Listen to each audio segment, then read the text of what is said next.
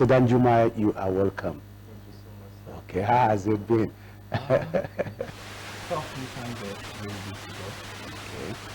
Okay. You run a center. Yes, sir.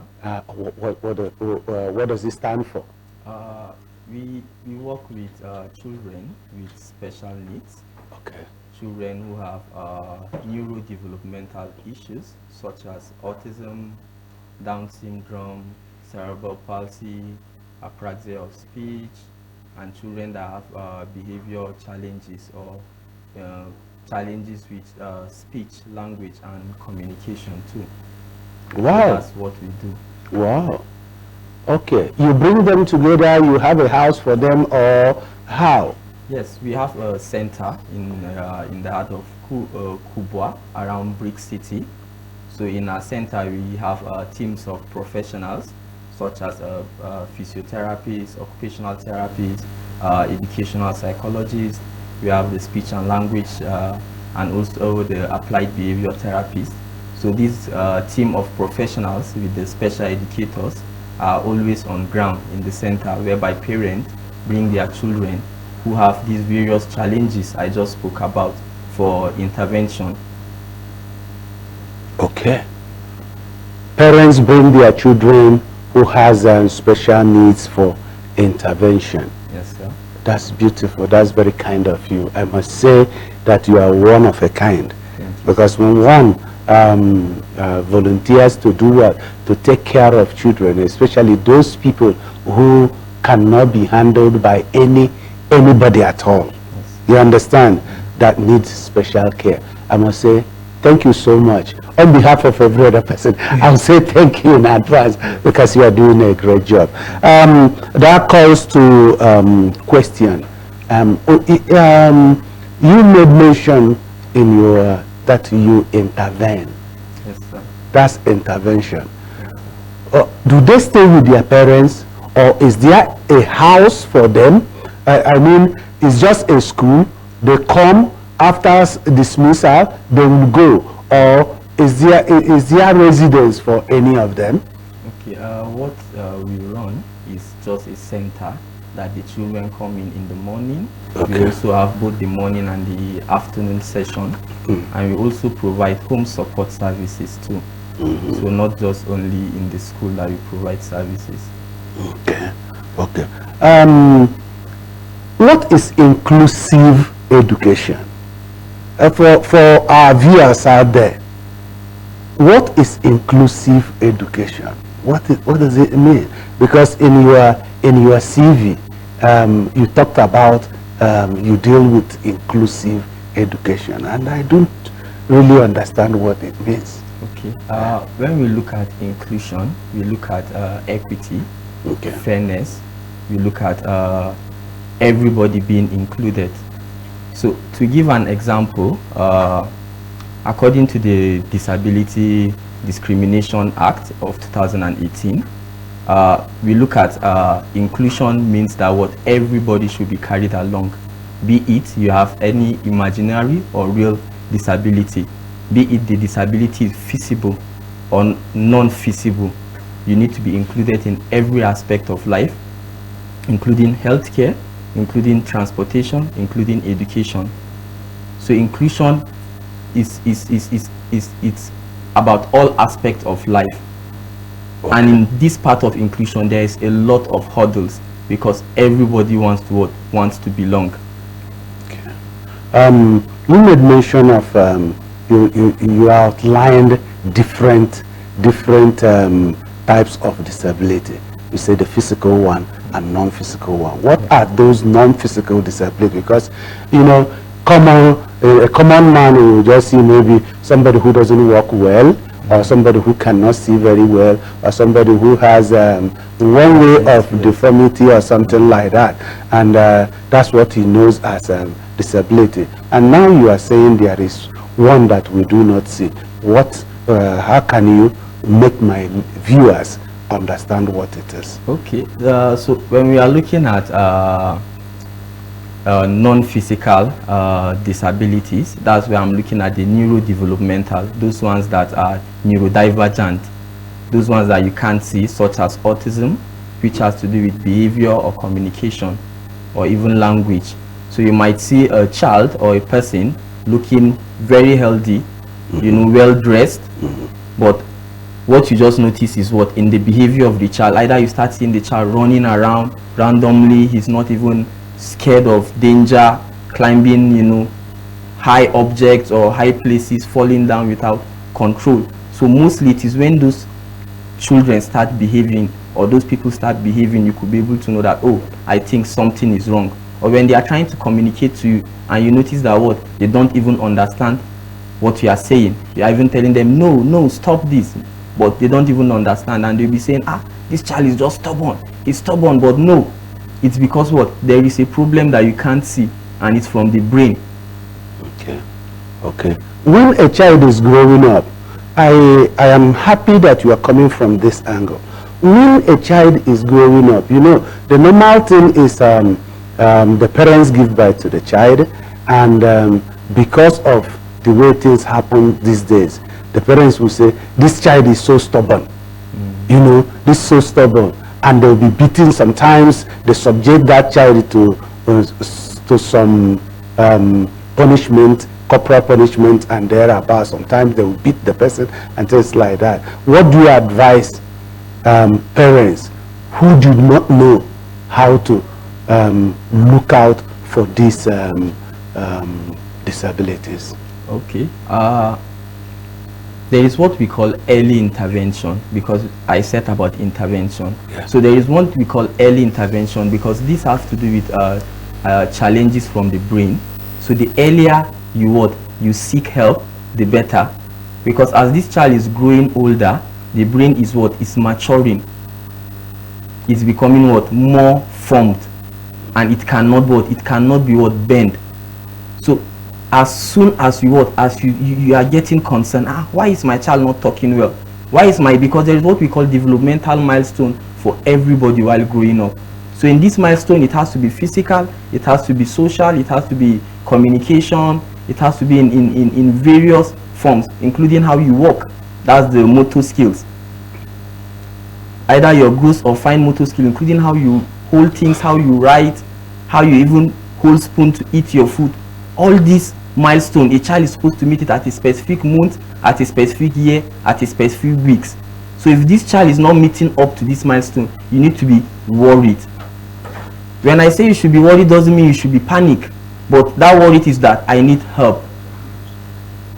So it's either you move to the hospitals, or you seek for a professional help. So those professional helps is where we come in as advocates, as professionals, to help you to be able to help this child to be able to meet up with this milestone he's lacking. Because when these milestones are being met, then the child is ready to learn and be able to socialize in the society, and to even be the leader we want them to be, which is what the team for this year World Disability Day is talking about: amplifying leaderships of persons with disability for a sustainable future. So if we can't identify it early, then where can we get the leaders? If we leave them behind, where can we get the leaders?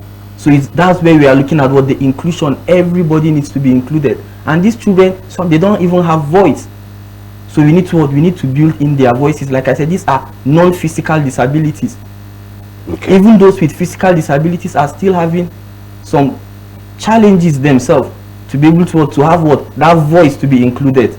Okay. You said that this year's theme for World Disability Day is talking about amplifying their leadership. Yes, sir. And to amplify leadership means to guide and also to let them know that they are leaders.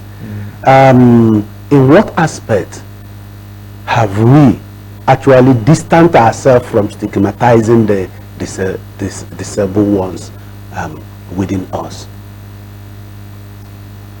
So let me say the government have tried on their own, but there are still gaps.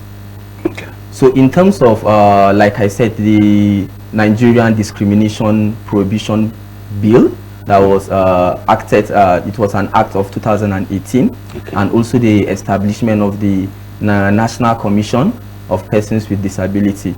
So there is a commission to be able to help implement this act, but there is still a gap in what? In policies implementation. That's why we need policy implementation. Yes. Okay. Those things that is captured in the bill. Yes. It's not being implemented. Yes. Give us examples so that we will now, viewers will also see what is going on. They will hear you and know, so that all of us are in the field together. Yes. All of us are fighting so that we make these leaders, so that everybody will be that which the Almighty has said he will, so that nobody will play down on others. Now, what am I asking? What will the viewers be watching out to make sure that those things, those articles or those things captured in the bill will be implemented by all, either by the government or by the individuals in the society? Okay. So, for example, accessibility. Accessibility, okay. Accessibility in terms of what? Of architectural facilities, buildings. Buildings are not accessible. So first of all, if our buildings are being made accessible, if our parking lots are being made accessible, that this parking lot is being allocated for somebody who has what? Physical challenge. Is there a way that it could be built? Yes, there is. Okay, it has a special standard that our buildings should take place. Is it for everybody who is building? Everybody, that is every public building. Okay, public buildings. Every public buildings needs what? Needs an architectural standard whereby what there are ramps, there are rails that these persons who is having these visible disabilities can be able to move around. Looking at, let's say, we are looking at other countries, like in their airports, they have what they call resource room or sensory room, whereby these children that I'm talking with have some sensory issues, that when the environment is too loud or malls that is too loud, you can be able to take them to be able to come and regulate themselves. We are looking at transport system. Okay. In developed countries, you see that the transport systems are being made available, which is in this bill that we are not implementing it. Okay. Even in terms of employment. Do they have a specially constructed buses or cars? Yes, they are specifically constructed or aligned space allocated to them that is easier for their movement. Okay, take for instance people that uses wheelchair and crutches. Crutches, it will be easier for them to be wheeled into the bus or into the car. Yes. Okay. Okay. So all these are part of the policies that needs to be fully implemented. Okay. These are the policies that need to be implemented. Viewers out there, you are listening to him. I think that it behoves on all of us. Yes. It behoves on all of us to see what we can do to better these people, because they are part of us. Inclusiveness. Everybody must be carried along. No. Okay, everybody must be carried along. That brings me to, you said there is applied behavioral technicians. So, I get new terms here. Applied behavioral technicians. Who are they, and what kind of job do they or service do they render to the society? Okay, so an applied behavior therapist or technician. Technicians, okay. Yes. So these are technicians being supervised by either a board certified behavior analyst or a qualified behavior analyst (QBA) or a qualified autism service provider supervisor. So these are well-trained technicians who are well-trained and licensed to be able to work with children who have behavioral challenges. Not only children, even in the hospitals, even in the prisons, these are behavioral technicians that can be able to use the principles of psychology of applied behavior analysis to be able to change socially inappropriate behaviors and be able to increase appropriate behaviors. Because children with special needs, mostly they will be saying, this child, he's behaving somehow, he hits people, he kicks, he screams, he doesn't even know when he's supposed to use the restroom. So all these are behavior challenges. So the applied behavior technician will be able to to work with persons or children who have these behavior challenges using what? A lot of what? Principles of reinforcement, motivating the child, principles of prompting, guiding the child how to be able to do the right behavior, and what? And reinforcing him, always praising him for what? For every good behavior. Okay.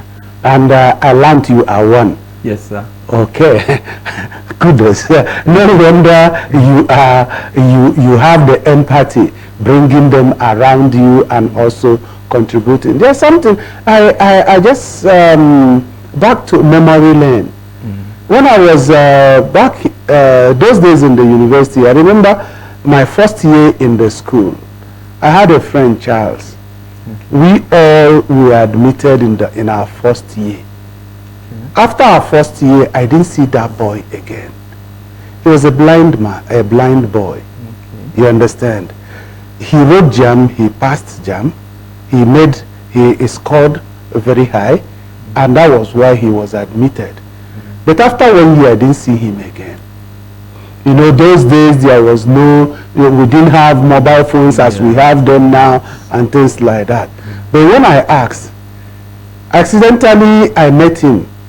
I was asking him, I didn't see you in school. He said, yes, but he will come back. That he deferred his admission because he do not have tools to study.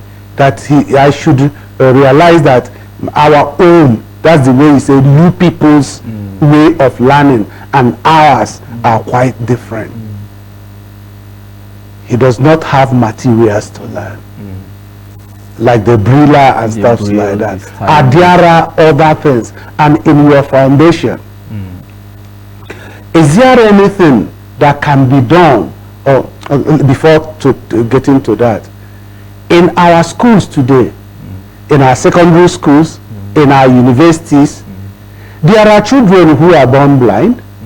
There are children maybe in their nursery school or in their primary school, accidentally they got blind.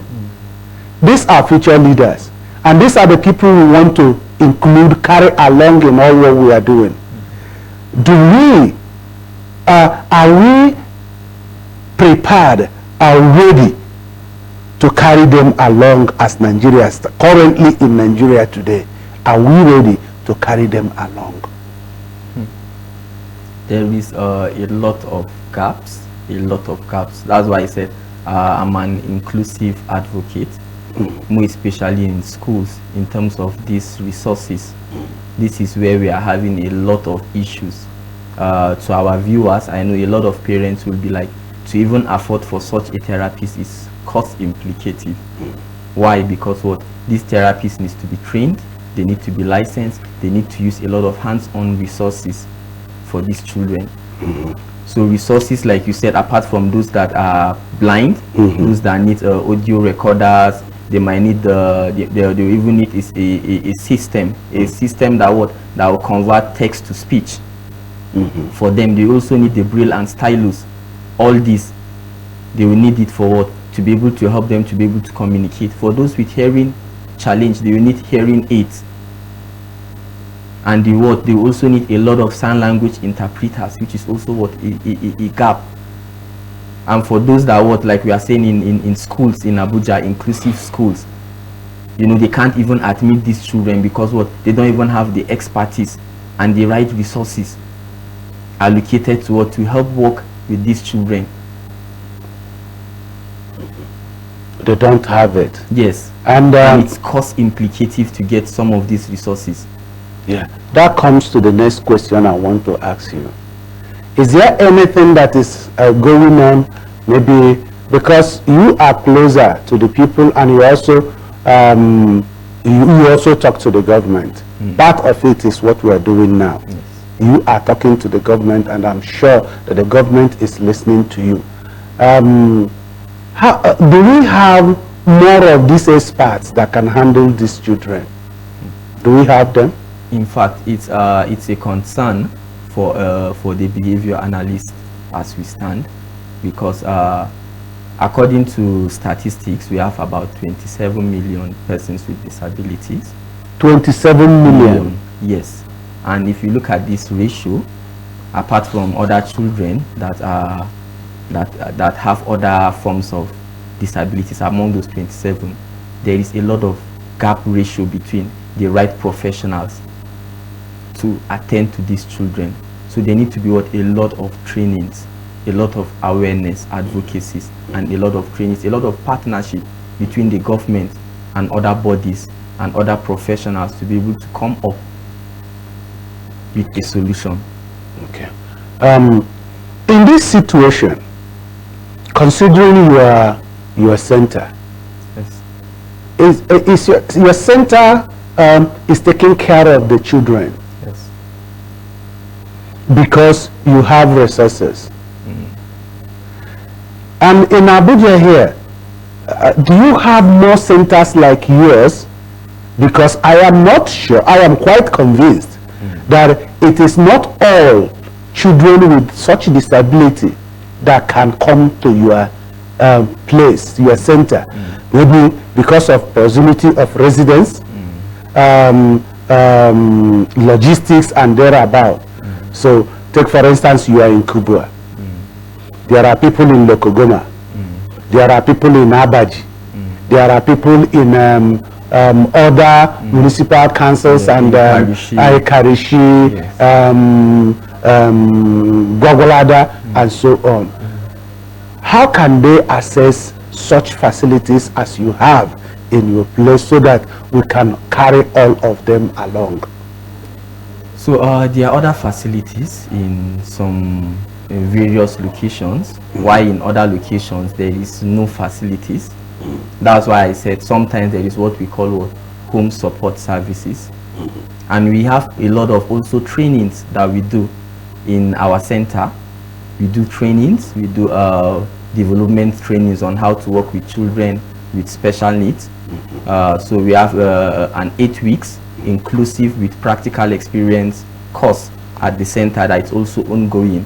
So these are also ways that we are trying to bridge the gap, that other schools can send in their teachers, other parents can come in to be able to also learn and know how to best work with their children. Because the truth is we cannot be everywhere. But Yes. the only way we can do is to what? To continue to do trainings, to be advocates. And as a commemoration for this World Disability Day, as a center, we have a foundation, which is the Saimam Ray of Hope, with the founder of the center. So we are having a rally walk around Kubwa on Saturday, starting from, let's say, the EFCC junction. From there, we will take a walk to the center there, so that we could be able to create more awareness, to be able to make these parents to be able to understand that, wow, this challenge, there are people that are close by. So that's how best we are working within our own environment. Okay. So I also encourage other schools or centers to be able to speak more. That's the only way we can advocate and be a voice for the voiceless. Okay, to be a voice for the voiceless. So you've talked about what the package you have. Yeah. Is it all about work that you work? I want to ask a question. Is there any government facility that can train these people, the professionals, to manage these disabilities? Do we have government institutions that actually train professionals to handle children with disability? There are some initiatives that are being done. Let's say there are some initiatives being done, like in Ekiti. They are now established a new special needs center there, while some established special centers is being mismanaged. Okay. I know one of recent that is circulating on Punch News of a special needs school that has not been duly properly managed. But we have a special school for the blind, we have school for the deaf in Kuje, we have school for the blind in Jos. So there are some schools, but the management, to be sincere, it's not, they are still having a good management crisis in terms of that. So there is no proper facilities, let's say, for good government trainings. That's why we need to keep speaking, keep looking for how stakeholders, because some of our legislators, since they are not persons or people with special needs or disabilities, so they don't have those voice to even push for such a bill or such a facility to be able to have good standard. While some of the legislators, if they have their children with such a challenge, they take them abroad or they look for best services in town to be able to offer for their own children, while the state government or other federal facilities are lagging behind. Okay. There are facilities, but they are not in good condition. They are not in good condition. And is it not hampering the training? It's actually that. Because if one is taken to a facility or a government institution where he is supposed to be trained to cater for these people with disability, and there are no materials for training, there is no good resources. When the person graduates, do you think that he will be able to handle these children? And is he not calling for concern? That's why I say it's a concern for the behavior analysis, a concern for the disability community. Okay. As a center, what will you tell the government? I will tell the government that we are always ready and willing to support them. And what we will tell them is that they should be able to follow to those policies and be able to try and implement those policies, because we as stakeholders are willing to help them implement it too, which we are also doing our own part. So if the government can be able to allocate more funding and be open to more initiative, like we said about the transport system, providing a good accessible buildings, and making sure that all banks, all public places, churches are disability friendly. Okay. Let me come back to your center. How do you make a living, considering the current economic chaos in the system? People bring in their children. Are you taking care of them for free? Is there government help, or are you being sponsored, or are you just living based on what you gain from the parents of these children you are taking care of? Basically, what happens now is we just survive by only what the parents pay. Okay. That's how we survive. That's why I say it's not easy on us, and it's not also easy on the parents. And this therapy is what needs consistency, because if there is no consistency, there will be relapse, there will be regression in their progress. So it's not easy, but the economy, like we keep saying, things are getting more expensive to maintain electrical bill, to maintain printing of resources, getting all those hands-on resources. It's still not easy for us, but the only funding is through the parents. How do you get the resources? I mean, get the materials you use in teaching them.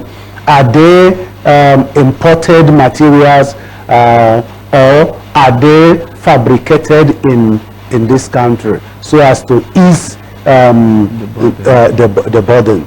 Okay, so there is what we call improvisation, since we in our own African culture. So there are some resources that we can improvise, while there are some that we just have to order it online from stores, from Amazon, from other stores in US and in UK, plus all the delivery fee and the shipping fee. It's quite, like I said, expensive. There are oral tools that needs to be used, so for children that are struggling with communication, and there are therapy balls or therapy tools used for those that have walking difficulties.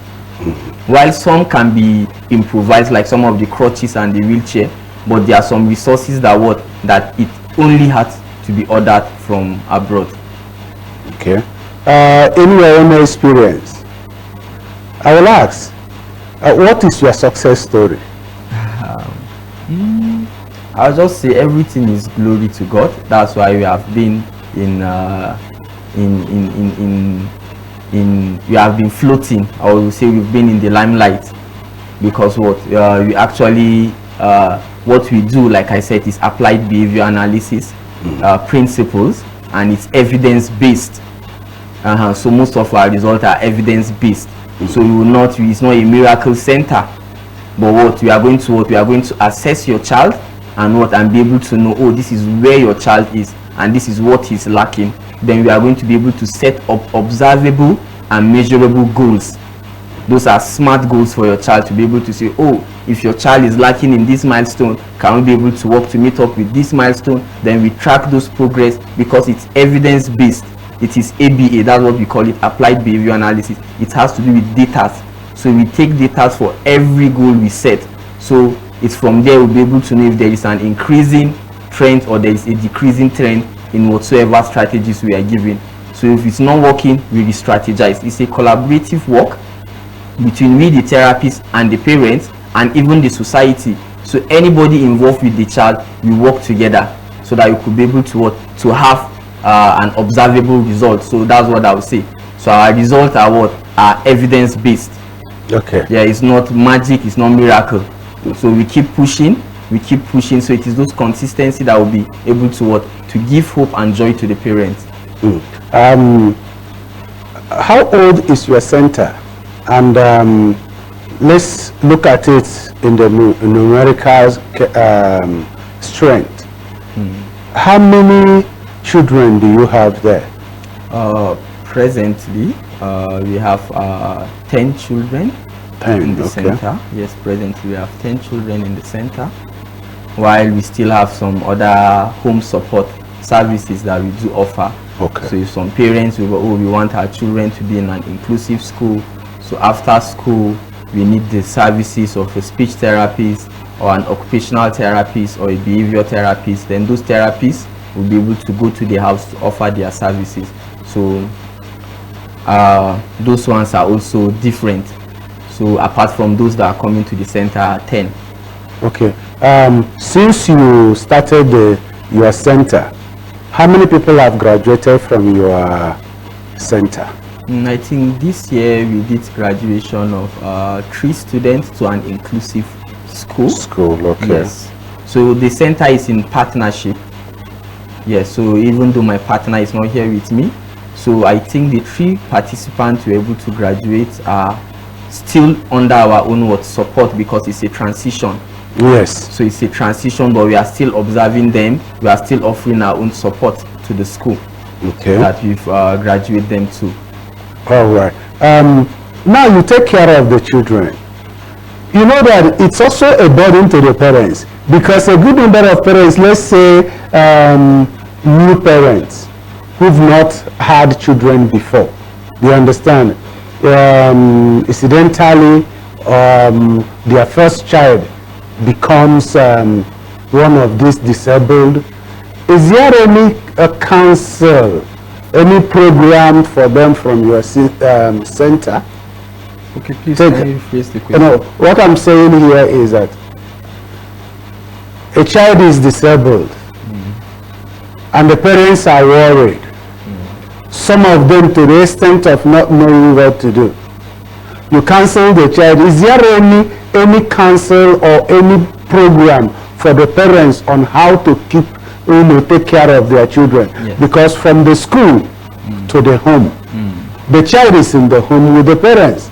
Is there any class for the parents on how to handle their children from your center or from anywhere? Yes. There are a lot of parents training programs. Even us too, as a center, we normally do a lot of either at the beginning of the term training, midweek training, and there are a lot of ongoing trainings.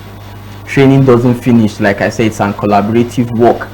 So if the child is enrolled in the center, there is what we call like a communication book that we communicate between us and the parents every day. There needs to be an everyday contact, so that if there is any changes in behavior or any relapse or any progress, we'll be able to keep ourselves on the know, so that we don't allow things to go down before we are able to identify it. So we are always open, so the parents can always come in and say, oh, what strategy do you use for this? Apart from us writing it in the communication book, they can be able to come and watch it themselves, and we'll be able to model it to them and say, oh, this is how we do it, and they see it. Because some of these children are simple as even learning how to brush their teeth. They don't know. Because the parent be like, oh, we want to teach him, he's always falling, he's always kicking, he's fighting us. But no, when we come, we be like, no, this is not how we work with them. We show them the strategies. Oh, sometimes we play a soft song for them, we cheer them up, they see it visually on the screen. Oh, for example, there are a lot of YouTube videos, so they love YouTube videos. They are seeing somebody brushing his teeth and they are singing along with them. So you know, they be like, oh, so this is just even the magic, you know. So it's as simple as that. So this is just even a brief training that I've just done to the parent. Oh, so this is the magic. Oh, for example, oh, my child doesn't even know how to wear his shoe. I've been doing. Be like, you need to teach them what? Step by step, which is what we call task analysis. You now break your task simple, because these children learn from what? From simple to what? To complex. Yes. So all these are ongoing trainings that whatsoever level the child is, whatsoever target he is, we work together and collaboratively. So it's an ongoing training, it just doesn't finish. Okay, like you've just ruled out the package you have to commemorate the World Disability Day. You told us you are going to work so as to create awareness, and the people around Kubwa will know that there are people existing who are there to help out children with this disability. You know, in certain societies, disability is seen as a kind of punishment from either from the gods or from the Almighty, or a payment because the parents have committed crime or the other. In your own center, do you see it in that line? Yes. No. We don't see it, but some parents do come. We still have parents like that. So there are a lot of stages to grievances before acceptance. Okay. Yes, there is a lot of stages. You know, the journey of special needs is not easy. It's like you know, someone who just got a lucky visa to to US, and when he reached at US, he doesn't know that they dropped him not inside the US. He thought he was US, he was supposed to go, but they dropped him in a town. Might be they dropped him in a town that let's say they dropped him in North Korea, where there are strict rules, there are a lot of things, you can't do this, you can't do that. So it's now complex to them. So once they find themselves in this situation, they start running through what we call the stages. First, they start it starts with with denial. They deny the fact that no, this thing, it can't happen to me. You know, that's where we now have our African belief. Oh, might be she did this before. Oh, might be it's her brother or her uncle from the village has done this, has done this. So from all these stages, we allow the parents to go through it, because it's normal. Ours is to just educate them. Oh, this is not easy, but let's just be supporting, because sometimes it comes with a lot of frustration. No, it's this person, and from the family, they say no, it's the wife, it's the brother. So from the stages of denial, they now start pushing blames. From the pushing blames, then they now move to depression. Okay. That's where they now start from the depression before acceptance start coming in. Gradually. So when acceptance now comes in, then they are now willing and ready to participate, to collaborate. Okay. And that's when we now start seeing more result. So at that phase, when the parents are even showing those frustration, as a professional, you understand, and you not follow them with such frustration. You see parents like, I just want my son to start talking before this December. We are not a magician. We are not miracle centers, but we understand. But we'll just say, no problem. It will just take a while. Yes. No problem. And we keep giving our intervention. Oh, can you help do this too? So that so before you know, and you say, okay, research more on this, go online, check these things too for yourself. Okay. And as they are seeing it, they are coming to realization. Okay. All right, they will come to realization. Yes. You are saddled with plenty tasks, not easy tasks. Yes. Is there anything that can be done? You see, is there any way to detect or determine a pregnancy that will give birth to a disabled child?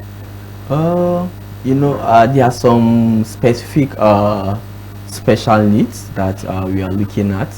So for example, some technology like for Down syndrome, due to sometimes they say some of the causes it can be able to, but it's not certain that you could be able to detect it. While some technology will be able to, before pregnancy, there are some that there are some certain deformities, that's causes such as forceps delivery that you'll be able to see, but there is no mostly a preventive measures for this. More especially the neurodevelopmental is from the brain, from the formative age that it starts. So you can't even know that, my child will come out and you have autism. No.